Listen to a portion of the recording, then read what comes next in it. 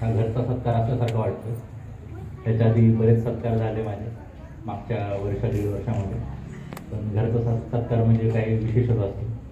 त्याबद्दल ग्रामस्थांचे आभार, आयोजकांचे आभार, आलेल्या प्रमुख पाहुण्यांचे आभार, हनुमान पाटील सर, माझा दाजी असेल त्या सर्वांचे आभार. मी काय माझी जर्नी परत रिपीटेडली सांगणार नाही, कारण की मेन गोष्ट म्हणजे इथं बसलेल्या सगळ्या जे ऑफिसर्स आहेत सिलेक्टेड, त्यांची जर्नी खूप जास्त स्ट्रगलमध्ये गेली. तर माझी त्या मानाने खूप सोपी जर्नी होती. मी तिसऱ्या अटेम्प्टमध्ये सिलेक्ट झालो. आपले इथे रणजित असेल तर मला वाटतं 25 एक्झाम दिल्या नाही. माझं त्या मानाने खूप लवकर सिलेक्शन झालं तिसऱ्या अटेम्प्टमध्ये आणि इझिली झालं. विकास असेल किंवा बाकी आकाश असेल, यांचे इतके मला काही प्रॉब्लेम्स फेस नाही करावं लागले. त्यामुळे मी काय ते रिपीट नाही करणार. जर मी माझं तिसऱ्या अटेम्प्टमध्ये सिलेक्शन झालं UPSCमध्ये. मी पहिल्यापासून UPSCचं प्रिपरेशन करायचो. मी बेसिकली माझं फक्त एज्युकेशनल बॅकग्राऊंड वगैरे सांगेल. तर मी पण इथल्या बसलेल्या आपल्या ग्रामस्थां किंवा मुलांसारखंच मी विद्याप्रतिष्ठानला शिकलो. विद्याप्रतिष्ठान इंग्लिश मिडियम स्कूलमध्ये माझं एज्युकेशन झालं 10th पर्यंत. नंतर TC कॉलेजला मी 11th-12th एज्युकेशन केलं आणि त्यानंतर मी कॉलेज ऑफ इंजिनिअरिंग पुणेमध्ये इंजिनिअरिंगचं म्हणजे ग्रॅज्युएशन केलं. 2018ला मी पासआउट झालो. मग 1 वर्ष जॉब केला. म्हणजे म्हणलं की लेट्स सी की मला कसं वाटतंय प्रायव्हेट सेक्टरमध्ये. मग मला तिथं असं वाटलं नाही की अरे खूप म्हणजे आपलं ॲबिलिटीज खूप टेस्ट होतील. तर मग मी डिसाईड केलं की आपण UPSC करावं. मग मी दिल्लीला गेलो 1 वर्ष आणि दिल्लीमध्ये 1 वर्ष क्लासेस केल्यानंतर कोविड आला. त्यानंतर मग मी रिटर्न इकडं आलो आणि माझं जे फाउंडेशन झालं प्रिपरेशनचं ते कोविडमध्ये घरी बसूनच झालं.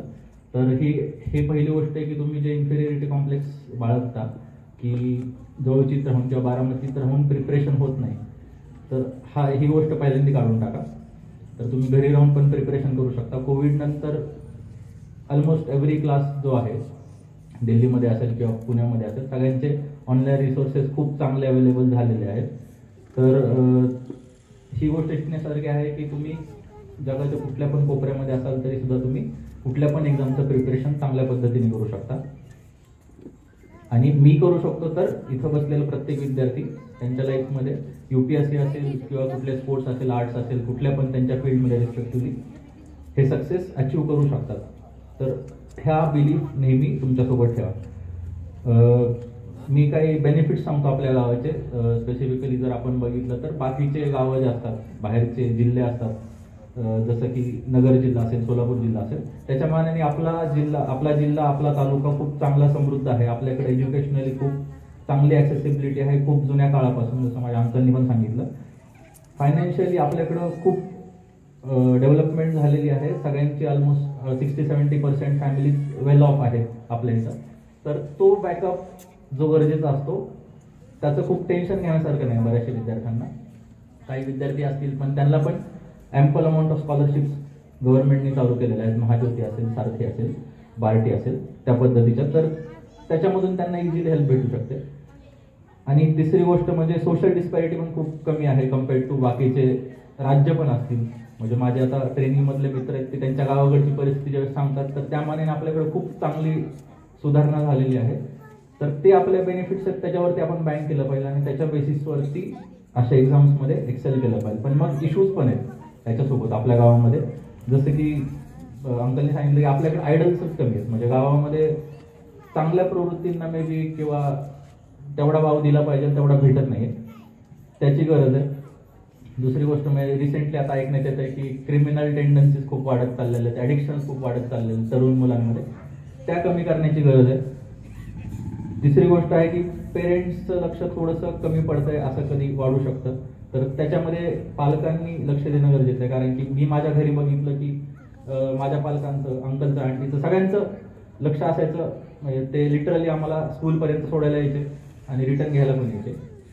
तर ह्या मायन्यूट लेवलपर्यंत मी होमवर्क करतोय का बाबा, स्कूलमध्ये कसं चाललं, इवन लिटरली UPSC प्रिपरेशनपर्यंत, UPSC इंटरव्ह्यूपर्यंत त्यांचं लक्ष असेल. तर पालकांची ती जबाबदारी आहे. म्हणजे त्याला असं काय बर्डन म्हणून घेण्यासारखं नाही, पण ॲटलिस्ट काय चाललंय काय नाही चाललं तेवढं तरी विचारण्याची जबाबदारी आहे, तेवढं केलं पाहिजे. तर हे जे प्रॉब्लेम्स आहेत तर ह्या गोष्टींमुळे हे कमी होतील. तर राईट आयडल सेट करा, फायनान्शियल स्टेटस चांगलं आहे आपल्या गावाचं, तर मग त्याच्यावरती तुम्ही थोडं ॲम्बिशियस टार्गेट सेट करा ना. म्हणजे असं नाही झालं पाहिजे की अरे आपल्याकडे सगळ्या फॅसिलिटीज आहेत पण मग आपण आपले टार्गेट्सच लो लेवलला सेट करतो. तुमच्याकडं आहेत फॅसिलिटीज अवेलेबल, तर मग का नाही UPSC करायचं, का नाही MPSC करायचं, का नाही तुम्ही IITला ॲडमिशन का नाही घ्यायचं, किंवा नीटमध्ये गव्हर्नमेंट मेडिकल कॉलेजला ॲडमिशन का नाही घ्यायचं. तर त्याच्यावरती जास्त फोकस दिला पाहिजे असं मला वाटतं. चौथी गोष्ट अशी आहे की हार्डवर्क इज द की.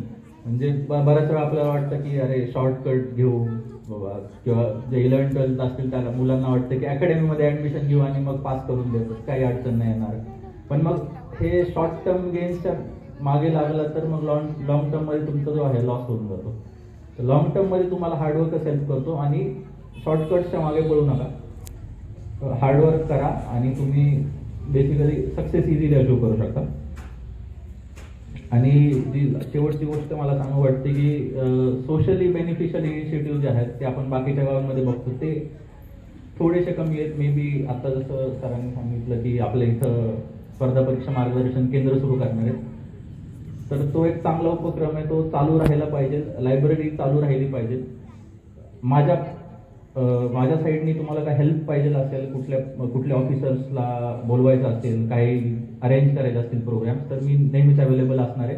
म्हणजे इव्हन मी ट्रेनिंगला असेल तरी पण मला कधी पण कॉन्टॅक्ट करा, अंकलला कॉन्टॅक्ट करा, कुणाला पण कॉन्टॅक्ट करा. माझ्या फॅमिलीमध्ये मी नेहमी अवेलेबल असणार आहे. एंटरप्रेन्योरशिप टेंडन्सीज जरा कमी आहेत, तर त्याच्यावरती फोकस देणं गरजेचं आहे आपल्याकडं. त्याच्यामुळं पूर्ण गावाचा विकास होईल. तर आपण आपल्या बेनिफिट्सवरती बँक होऊन आपलं सक्सेस मिळवलं पाहिजे. शेवटी मी एवढंच सांगू इच्छितो की माझ्या सक्सेसमध्ये माझ्या फॅमिलीचा जो वाटा आहे त्याच्यासाठी सर्वांचे आभार. माझे फॅमिली मेंबर सगळे उपस्थित आहेत तिथे. म्हणजे लिटरली माझ्या तिन्ही फॅमिली, माझी स्वतःची फॅमिली, दोन्ही आत्यांच्या फॅमिली, तर त्यांचे आभार. आणि एवढं बोलून मी माझे 2 शब्द संपवतो. धन्यवाद.